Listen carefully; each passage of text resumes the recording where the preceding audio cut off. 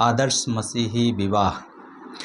एक आदर्श मसीही विवाह के बारे में आज का दिन में हम लोग अध्ययन में आगे बढ़ेंगे और उसके विषय में आज का जो चर्चा होगा हम उसके बारे में करेंगे।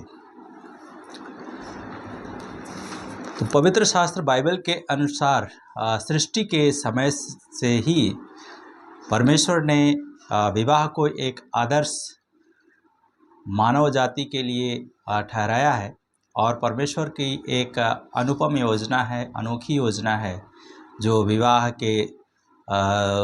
को परमेश्वर ने बनाया पुरुष और स्त्री के बीच में।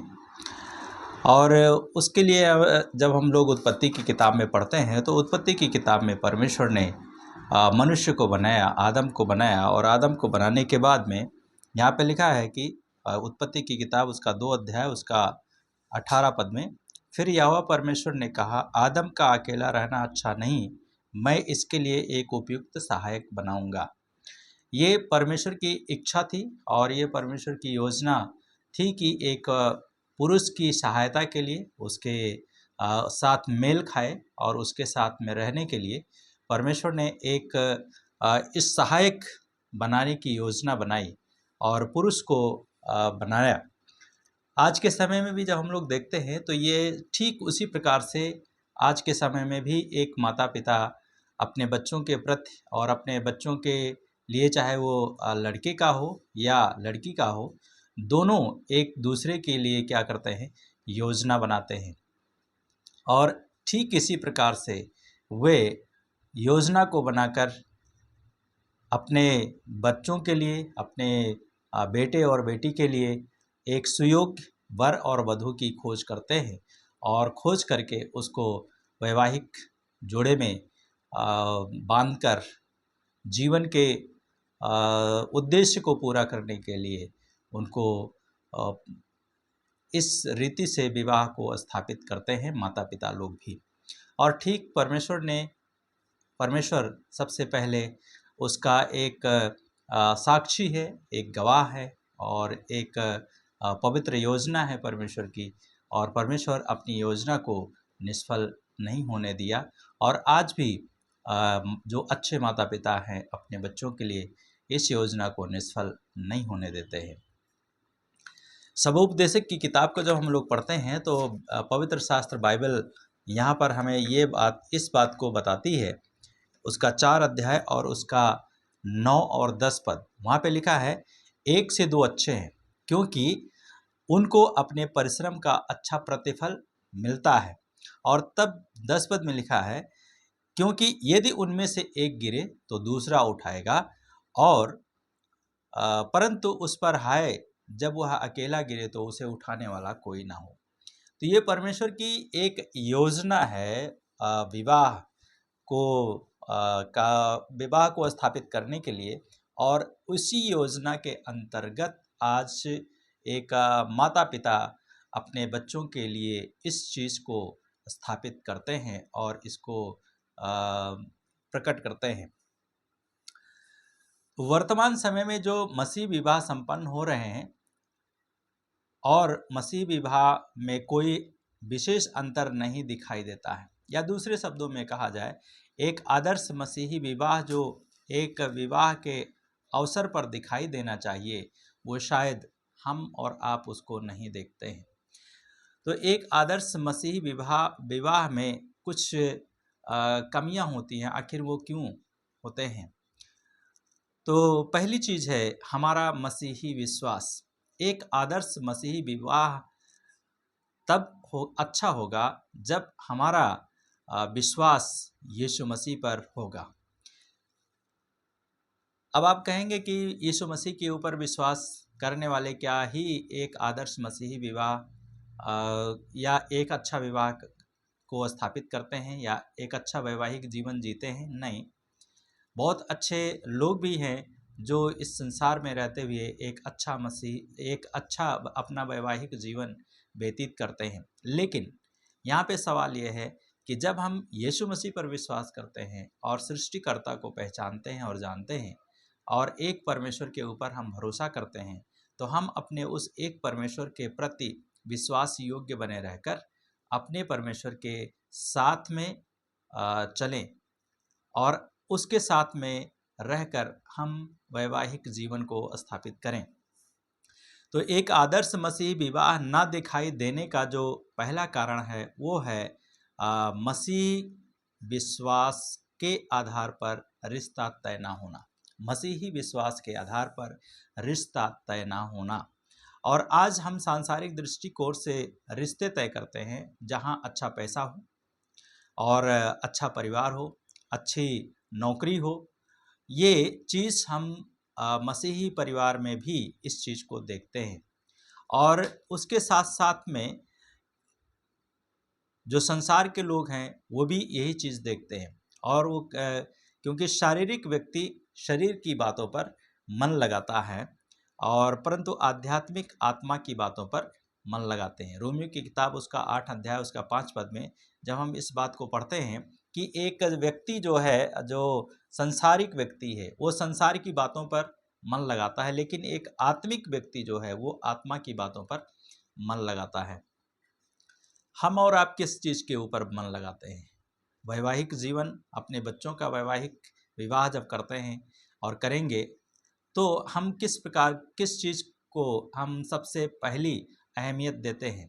क्या यही नहीं है कि हम अच्छा रिश्ता ढूंढते हैं, हमारी दृष्टि में बहुत अच्छा हो? बाइबल का परमेश्वर कहता है कि मनुष्य का जो देखना है वो बाहरी रूप से है, वो बाहर का चीज़ देखता है, लेकिन परमेश्वर जो है अंदर की बातों को देखता है, आंतरिक मन को देखता है। कई बार हम लोग आंतरिक मन को नहीं देखते हैं या आंतरिक इच्छाओं को नहीं देखते हैं, परंतु हम बाहर की चीज़ों को देखते हैं। बाहर की चीज़ों को देखने से हमारे और आपका जीवन में समस्याएं उत्पन्न होती हैं। जो एक गैर मसीही लोग हैं, जो मसीह को नहीं जानते हैं, यीशु को नहीं जानते हैं, वे भी इसी प्रकार से करते हैं। रिश्ता अच्छा होने के लिए अच्छा परिवार होना चाहिए, अच्छी नौकरी होनी चाहिए, अच्छा सैलरी होना चाहिए, अच्छा पैसा होना चाहिए, अच्छा घर होना चाहिए, अच्छा खेती बाड़ी होनी चाहिए, अच्छा जो है सुख सुविधा होना चाहिए। तो सारी चीज़ों को गैर मसीही लोग देखते हैं, लेकिन आज हम मसीही लोग भी इसी चीज़ को देखते हैं और हम उनसे कम नहीं हैं। तो जो परिवार विवाह तय करते समय मसीही विश्वास और व्यक्तिगत उद्धार को प्राथमिकता नहीं देते हैं, उन परिवारों के विवाह के दिन से ही रिश्ते में कड़वाहट आ जाती है। यदि हम अ, विवाह करते समय ये बात नहीं देखते हैं, मसीही लोगों के जीवन की बात मैं कर रहा हूँ कि मसीही लोग यदि इस बात को नहीं देखते हैं कि लड़का या लड़की दोनों विश्वास में है या नहीं है, या दोनों विश्वास करते हैं या नहीं करते हैं, ये उनको उद्धार का अनुभव है या नहीं है। कई बार क्या होता है, मसीही परिवारों में बेटे और बेटियां बपतिस्मा नहीं लेते हैं, जब शादी का समय आता है तब वो बपतिस्मा लेते हैं। नहीं, ये गलत बात है। आपको विवाह से पहले अपने जीवन को अपने प्रभु के साथ में सही तरीके से चलाने के लिए और चलने के लिए, जब आप यीशु को जान गया और जानने के बाद में आप यीशु के साथ में चल रहे हैं, तो आपको परमेश्वर की आज्ञा का पालन करना चाहिए और परमेश्वर की आज्ञा का पालन करना है।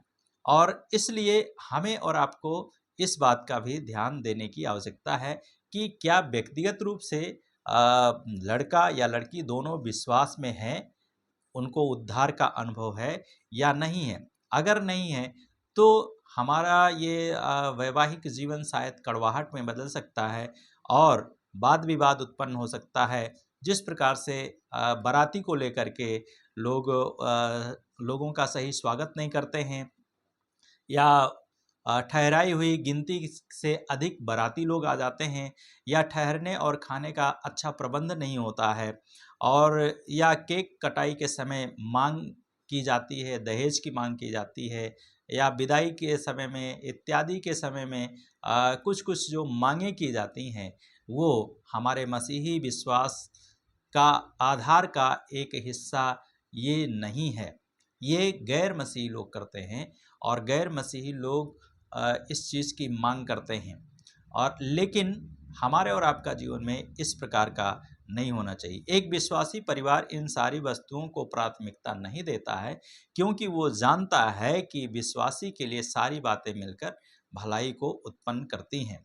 और यही बात विवाहित जोड़े पर भी लागू होती है। यदि वह विश्वासी नहीं है तो उसके अंदर प्रेम और क्षमा और सहनशीलता और आदर और दया की भावना नहीं आ सकती है।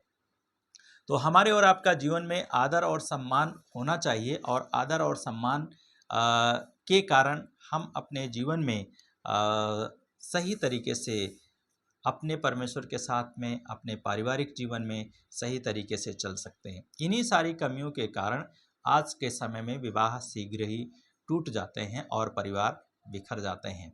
और चाहे वह कितने शिक्षित हो या प्रतिष्ठित क्यों ना हो या संपन्न क्यों ना हो, या इस बात को भी जानना आवश्यक है कि लड़का और लड़की उसका परिवार विश्वासी है या नहीं है।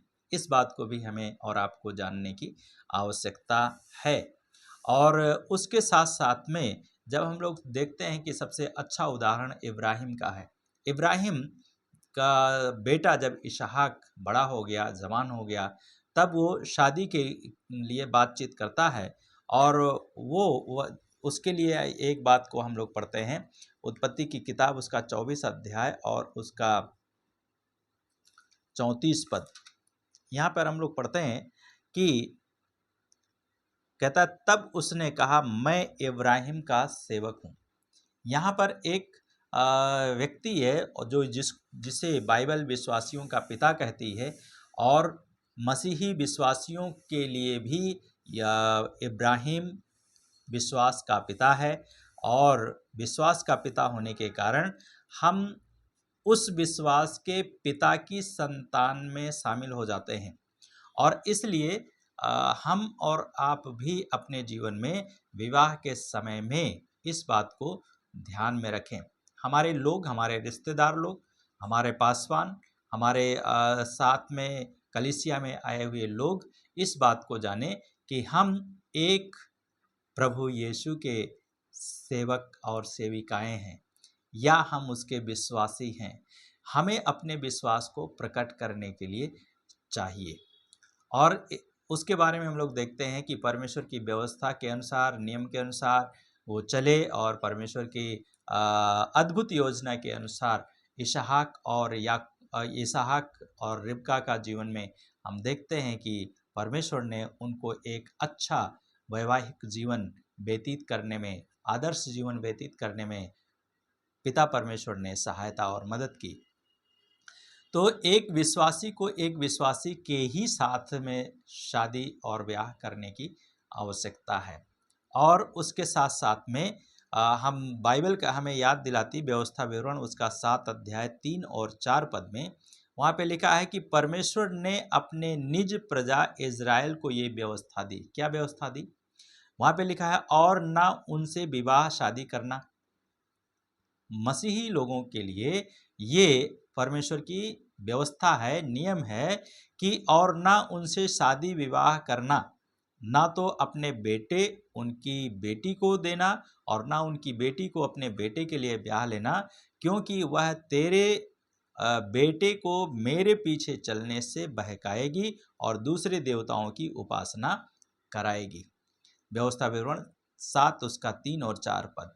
इसी के डर के कारण, इसी का भय के कारण इब्राहिम ने कहा, देख, अपने सेवक को उसने बुलाया और अपने सेवक से कहा, देख, मैं कनानी लोगों के बीच में रहता हूँ, और ये लोग जो है अन्य लोगों की उपासना करते हैं, अन्य देवी देवताओं की उपासना करते हैं, पर मैं जिस पर विश्वास करता हूँ, जिस पर मैंने भरोसा किया है, जिसके कारण मैंने अपने कुटुंब को छोड़ा है, अपने घर के लोगों को छोड़ा है, अपनी संपत्ति को छोड़ा है, उस परमेश्वर के भय में मानने वाले लोगों के पास में जाना। इसलिए इब्राहिम बड़े विश्वास के साथ में अपने सेवक को अपने कुटुंबियों के पास में भेजता है, और वो जाता है उस इब्राहिम का सेवक, और वो उसका साथ में परमेश्वर भी है, और क्योंकि वो परमेश्वर का डर और भय में चलता है और चलता था,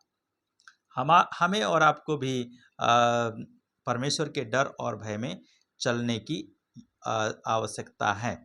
और इसलिए परमेश्वर यहोवा इस जगह में हम लोग देखते हैं कि परमेश्वर ने उसका अगुवाई की, सेवक की और सही दिशा में उसने मदद किया। तो एक विश्वासी को हमारा जो मसीही विश्वास है, एक आदर्श मसीही विश्वास तभी हो सकता है जब हम अपने विश्वास में स्थिर रहेंगे, अडिग रहेंगे, और तभी हमारा और आपका जीवन में जो वैवाहिक जीवन है वो एक अच्छा जीवन संपन्न होगा। और तब लिखा है कि हे भाइयों, सावधान रहो, तुमसे ऐसा बुरा और अविश्वासी मन ना हो जो जीवित परमेश्वर से दूर तुम्हें कर दे।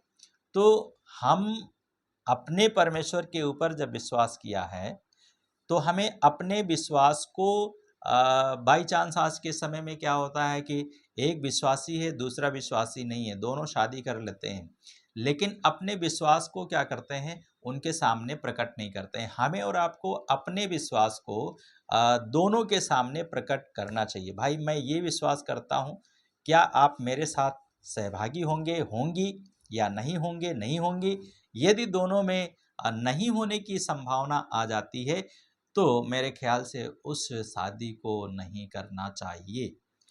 और इसलिए इस बात का हमें ध्यान देने की आवश्यकता है। हमें अपने विश्वास से किसी भी तरीके से समझौता नहीं करना चाहिए। असमान जुए में नहीं जुतने की आवश्यकता है, क्योंकि बाइबल कहती है अविश्वासी का विश्वासी के साथ में क्या मेल, या परमेश्वर का मंदिर से और दुष्ट आत्माओं से क्या संबंध। तो एक विश्वासी जो है एक परमेश्वर के ऊपर विश्वास करता है, एक परमेश्वर के सामने सिर झुकाता है और एक परमेश्वर को वो मानता है, और इसलिए हमें एक परमेश्वर के साथ में चलने की आवश्यकता है और उस पर विश्वास के साथ में रहना है और विश्वास के साथ अपने जीवन को अपने प्रभु के हाथों में सौंप देना है। दूसरी जो कमियां दिखाई देती हैं एक आदर्श मसीही विवाह में, वो है भोजन व्यवस्था। भोजन व्यवस्था आदर्श मसीह विश्वास में रुकावट का एक कारण है। और कई बार लोगों को पहले समय में यदि हम लोग देखें, जब मैं याद करूं अगर अपने जीवन में, तो हमारे जीवन का से 2002 तक और 2002 तक और 5 तक भी जब शादी ब्याह होता था तो लोग, बाराती लोग जब जाते थे तो चाहे वो 10 बजे पहुंचते थे या आज के समय के अनुसार तो लोग 12 बजे लोग पहुंचते हैं, सब कुछ सुविधाएं हैं तो भी, लेकिन उस समय इतनी सुविधाएं नहीं थी। और लोग शादी जिसके घर में बारात जाती थी लड़की के घर में, तो विवाह वर पक्ष का जो लोग होते थे वे लोग अपने घर से 4 बजे ही निकल जाते थे और निकलने के बाद में वे अधिक से अधिक 7 बजे तक गर्मी के समय में, क्योंकि अधिकतर शादियां गर्मी के समय में होती थी, अप्रैल मई जून में, तो उस समय लोग अपने घरों से निकल जाते थे और निकल करके लड़की के घर पे 7 बजे तक, 6:30 बजे तक या 7:15 बजे, 7:30 बजे तक पहुंच जाते थे लोग। लेकिन आज के समय में लोग 12 बजे आते हैं, 11 बजे आते हैं, 10 बजे आते हैं, जबकि उस समय ये सुविधाएं नहीं थी। लोग साइकिल से जाते थे, पैदल जाते थे, बैलगाड़ी से जाते थे और अन्य चीज़ों से जाते थे। लेकिन आज के समय में सुविधाएं बहुत हो गई हैं और उसके बावजूद भी लोग देर में पहुंचते हैं। और उसके कारण क्या होता है, शादी में भी देर होती है और जो शादी पक्ष का लोग है वो भी उनका आदर और सम्मान करने में थोड़ा-सा कमी दिखाई देती है। क्यों? क्योंकि समय के अनुसार में सब कार्य नहीं हो पाता है। तो उस समय में मैं याद करता हूँ तो देखता हूँ कि लोग जब शादी-ब्याह में लोग जाते थे तो नीचे बोरा बिछाया जाता था, किसी के पास में चटाई है, चटाई तो उस समय उतना चलन नहीं था, लेकिन बोरा था, बोरे का को सिल करके लोग उसको बिछा देते थे और उस पे लोग पलथी मार के बैठते थे आराम से। और पत्तल जो पत्ती का होता है उसको जो है परोसा जाता था, रखा जाता था। उसके बाद में चावल, दाल और सब्जी जो कुछ रोटी है पकाया गया है, उनको खिलाने के लिए उसको रखा जाता था। और वो क्या होता था, एक दूसरे के पत्तल में जब दाल पड़ती थी तो वो निकल करके उसका जो रस है एक दूसरे के साथ में मिल जाता था। तो उससे क्या होता था, एक मेल हो जाता था शादी और ब्याह में लोगों के साथ में। लेकिन उसके बाद में अगर देखा जाए तो धीरे-धीरे सिस्टम चेंज हुआ, और सिस्टम चेंज होने के पास में जब लोगों के पास में थोड़ा सुख सुविधाएँ आने लगी, तो लोग टेबल लगाने लगे, मेज़ लगाने लगे, कुर्सी लगाने लगे, और 2004-5 में से अधिक बढ़ने लगा। और उस समय भी ठीक था, लोग बैठते थे, और बैठने के बाद में टेबल पे पत्तल रखा जाता था। पत्तल रखने के बाद में उसमें सब कुछ खिलाने वाले लोग होते थे, और वो लेकर के चलते रहते थे और पूछते थे और खिलाते थे उनको जितना चाहिए था। लेकिन उसके बाद में धीरे-धीरे क्या हो गया,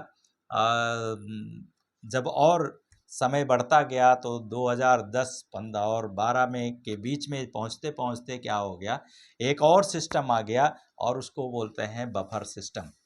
और बफर सिस्टम ये तरीका भी एक दूसरे को देख करके अपना लिया गया। बफर सिस्टम बुरा नहीं है, ये सुविधाजनक तो है, लेकिन इस तरह का आयोजन एक बड़े मैदान में होना चाहिए। फिर भी बफर सिस्टम के द्वारा क्या होता है, लोग भोजन को ज़्यादा नुकसान करते हैं, और जितना उनको खाना चाहिए उससे अधिक ले लेते हैं, ताकि उनको बाद में ना लेना पड़े, या उसको सजा करके अपने प्लेट में उसको रख लेते हैं आसानी से, और उसको लेकर के वो लोग इधर-उधर घूमते हुए खाते हैं। लेकिन उस समय का जो सिस्टम था, जो लोग बैठ कर के लोग खाना खाते थे, एक दूसरे को आमने-सामने बात करते हुए खाते थे। इस सिस्टम में क्या है, लोग खाना ले लेते हैं प्लेट में, और अपने संपर्क में आए हुए लोगों के साथ में क्या करते हैं, उनके पास में जाते हैं, उनसे बातचीत करते हैं, और इस तरीके से ये सिस्टम कुछ चेंज हो गया। और ये सिस्टम कुछ लोगों को अच्छा है, कुछ लोगों को नहीं अच्छा है, परंतु समय के अनुसार आज सब लोग उसे पसंद करते हैं। तो इसके अलावा यदि मैदान छोटा है, तब बड़ी असुविधा होती है, और खाना गिरने का डर होता है, खाना बर्बाद होने का डर होता है, क्योंकि लोग अपनी प्लेट में ये सोचकर अधिक ले लेते हैं कि बाद में बचेगा या नहीं बचेगा, और इसके साथ ही भीड़ के कारण आधा पेट ही कुछ लोग खा कर के वापस चले जाते हैं। और इसके साथ-साथ में भी वापस अपने घर लौट जाते थे, और छोटे बच्चों को खाना खिलाना ऐसी स्थिति में दुखदाई हो जाता है, और सब कुछ खर्च किया जाता है, पैसा खर्च किया करने के बाद में भी यही सुनने के लिए मिलता है कई बार कि खाने की व्यवस्था अच्छी नहीं थी। पहले के समय में ये सुनने के लिए नहीं मिलता था कि खाने की व्यवस्था अच्छी नहीं है, क्योंकि जो कुछ उनके सामने रखा जाता था वो आराम के साथ में खाते थे, और अधिकतर लोग दाल-चावल है, सब्जी-रोटी है, पूड़ी-सब्जी, खीर है, ये अधिकतर लोग खाते थे और खिलाते थे। लेकिन आज का समय में एक से एक आइटम है खाने के लिए, लेकिन उसके बाद में भी लोग उसमें कमी निकालना शुरू कर देते हैं, और कमी लोगों को मिलती है, और उस समय से ज़्यादा आज के समय में पैसा भी खर्च करते हैं, परंतु उसके बाद में भी इस प्रकार की स्थिति हो जाती है। तो खाने की व्यवस्था अच्छी ना होने के कारण, और इसलिए जब भी आप अपने बेटे या बेटी का शादी करते हैं, तो जितना आप लोग के पास में लोग आने की संभावना है, उसके अनुसार जगह को और समय को, और साथ में खाने-पीने की व्यवस्था को अरेंज करना चाहिए, और अधिक से अधिक टेबल लगाना चाहिए, ताकि लोग आसानी से खाना को ले सकें और खाने को खा सकें। आज भी बहुत सारी मंडलियों में नीचे बैठकर खाना खिलाने की प्रथा है, और लोग बिना भेदभाव के भोजन का आनंद उठाते हैं। इसी संदर्भ में एक और बदनामी का कारण होकर एक आदर्श मसीही विवाह में रुकावट बनती है, और वो है शराब पीकर बारात में आना, चाहे वो लड़की वाले के ओर से हो या लड़के वाले की ओर से हो। तो ये हमारे और आपका जीवन में आज का समय में कहीं भी देखा जाए, गांव में हो या शहर में हो, लोग शराब पी कर के पहुंचते हैं बाराती में, और घराती वाले भी दोनों, और दोनों में अगर बात को लेकर के कहा सुनी हो गई तो फिर मारा पीटी भी हो जाती है। पर एक आदर्श मसीही परिवार विवाह में ये नहीं होना चाहिए, और यदि हम इसमें बढ़ रहे हैं तो शायद हम अपने जीवन में एक आदर्श मसीही विश्वास को प्रकट नहीं कर रहे हैं, और व्यवस्था के अनुसार नहीं चल रहे हैं, परंतु हम अव्यवस्थित होकर के चल रहे हैं। तो हमें अव्यवस्थित होकर के चलने की आवश्यकता नहीं है। तो और भी बहुत सारी बातें हो सकती हैं जो आदर्श मसीही विवाह में को अच्छा बनाने में रुकावट का कारण हो सकती है। और रीति रिवाज हो सकता है, कहीं पे कुछ होता है शादी में, कहीं का रीति रिवाज कुछ है पर कहीं का रीति रिवाज कुछ और है। तो संसार के लोगों में इस बात को भी लेकर के क्या होता है, कई बार अव्यवस्थित हो जाता है। पर मसीही विश्वास में हमारा और आपका जो विश्वास है उसके अनुसार सही तरीके से विवाह और शादी को संपन्न करने की आवश्यकता है, ताकि हम दूसरों के लिए आदर्श बन सकें। और आदर्श मसीही विवाह को उत्तम रीति से संपन्न होने में रुकावट का कारण को हम दूर करें, ना कि हम और उसको बढ़ाएं। लेकिन अब हम विचार करेंगे कि एक आदर्श मसीही विवाह को उत्तम ढंग से संपन्न करने के लिए किन बातों की आवश्यकता है, ये अगले उसमें हम देखेंगे, दूसरे भाग में। तो आज हमने पहले भाग में इस बात को देखा है कि एक आदर्श मसीही विवाह में किस चीज़ की कमी आज दिखाई देती है। तो पहला हमने देखा, एक आदर्श मसीह विवाह में एक हमारा जो विश्वास है वो कहाँ पे है। और दूसरा हमने देखा व्यवस्था, खाने की व्यवस्था है या अन्य व्यवस्थाएं हैं, आने जाने की व्यवस्था है, और इन चीज़ों को हम क्या व्यवस्थित तरीके से कर रहे हैं या नहीं कर रहे हैं। यदि नहीं कर रहे हैं तो हमें और आपको विचार करने की आवश्यकता है। हमारा प्रभु यीशु मसीह हमारा एक मॉडल है, और हमें अपने प्रभु यीशु मसीह के ऊपर जब हमने विश्वास किया है, जिसने हमारे लिए खून को बहाया, अपने आप को दे दिया, और वो हम सबको बचाने के लिए इस धरती पर आया, हम अपने प्रभु का गवाह बने और उसका गवाह बनकर अपने प्रभु की महिमा का कारण बने। परमेश्वर इस वचन से आपको आशीष दे। आइए हम प्रार्थना करें। प्रभु यीशु, धन्यवाद देते हैं आज का दिन के लिए और इस समय के लिए जो आपने दिया कि हम इस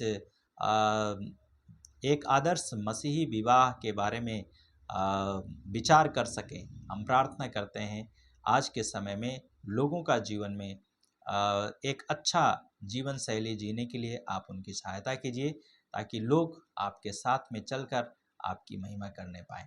धन्यवाद के साथ इस समय को आपके हाथों में सौंपते हुए इस प्रार्थना को यीशु के नाम से मानते हैं, आमीन।